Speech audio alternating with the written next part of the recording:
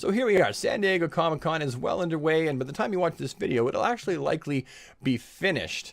For me, San Diego Comic-Con is something I can never go to, at least I haven't made it to one yet, because it's too cost prohibitive. I live in a different country on the other side of the continent to where SDCC takes place, so it's just too expensive for me to actually pay for the motel room, pay for the tickets, and pay for the plane fare to get over there. And then I'd have no one to go with at that matter, because no one I know would be going there. So I'm one of those people that, like many other people in the world, enjoys the wonders of SDCC from the comfort of our computer. Now, if you're like me, the main thing about SDCC that you pay attention to is, on top of the fact that there are trailers that are being released exclusively at SDCC, and there are some rockin' SDCC exclusives, the main thing for me is seeing the toy reveals. As a collector, I love seeing reveals of characters and franchises that I'm in love with. And SDCC, aside from NYCC and Toy Fair, that's the place to go. Now, the place that I managed to keep tabs on all of the latest reveals from Mattel, Hasbro, Mezco, whoever, is from a website called Toy Ark. Now, I'm sure if you're watching this video, you know about Toy Ark because they're one of the destinations for collectors like us to go to. But just so that you know, any pictures I show in this video are likely going to be from Toy Ark. So full disclosure, they say Toy Ark right in the middle. I didn't take any of these pictures. They're all from Toy Ark. So if you don't know about that website, please just take a moment to go peruse their site. They do an excellent job of cataloging all things and everything action figure related. They're an amazing website. Now, for me, the number one thing that I keep my eye on is DC-related collectibles. I love me some Marvel Legends. I love the Ninja Turtles. There are franchises coming out the wazoo that are displayed at Comic-Con that I really do like, but I can't afford everything. So for me, my number one collectible franchise is going to be DC-related stuff. That stuff gets me completely pumped because you know I'm a DC guy. So the first thing I'm really excited about is the fact that DC Collectibles actually revealed a brand new line of action figures called DC Essentials. Now, I believe that this line is obviously going to be taking place with the DC icons, which they totally crapped the bed on. I mean, they gave us some amazing characters. There's no doubt about it.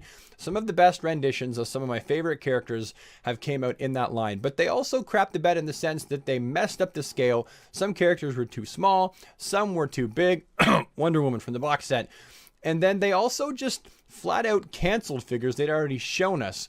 And for us fans, it was heartbreaking to know we're not going to get a Trigan the Demon, or Blue Beetle, or Booster Gold, or Sinestro, or Catwoman, or Captain Marvel.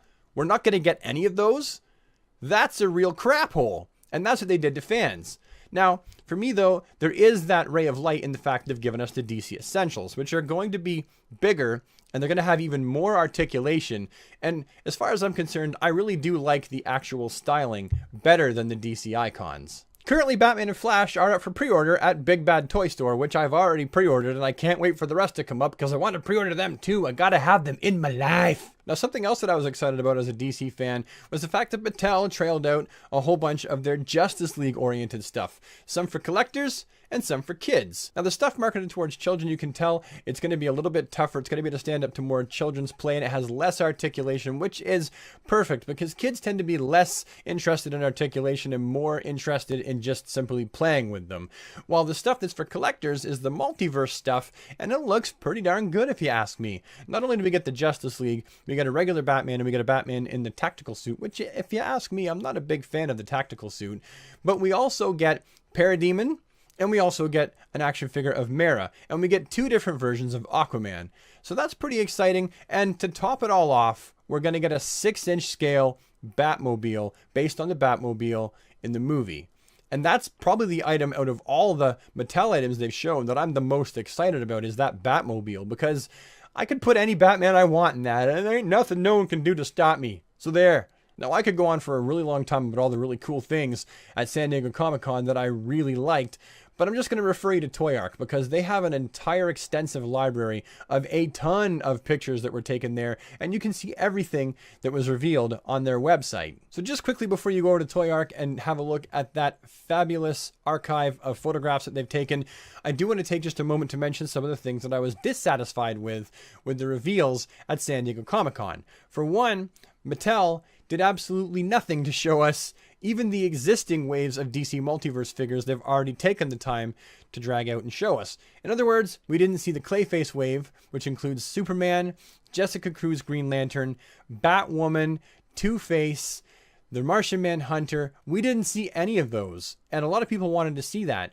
as well as the other wave that includes Dr. Psycho and the Wonder Woman from Dark Knight Returns and Wonder Girl. We really wanted to see those figures because when you bring those figures out, Mattel, it's a confirmation to us that they're actually coming out and you're not just up to your old tricks again of showing things and then not releasing them.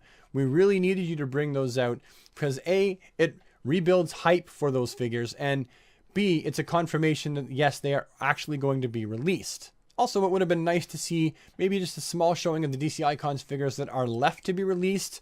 That would have been kind of cool, so that we're like, okay, we know that Superboy and Damian and Supergirl and Nightwing are coming out, but is there anything else? And they were completely absent as well. And I kind of get it because they're canceling the DC Icons line, but it would have been nice to see the ones that have came out alongside the ones that will come out. We're collectors, we would have figured it out. I think that's pretty much it. I think that's all I have to say about San Diego Comic-Con as someone who got to enjoy it through his computer. So, if you liked the video, please slap a like on it so I know you liked it. Leave any comments you may have down below. Subscribe so you never miss a video. And I will see you with the next one. Toodaloo!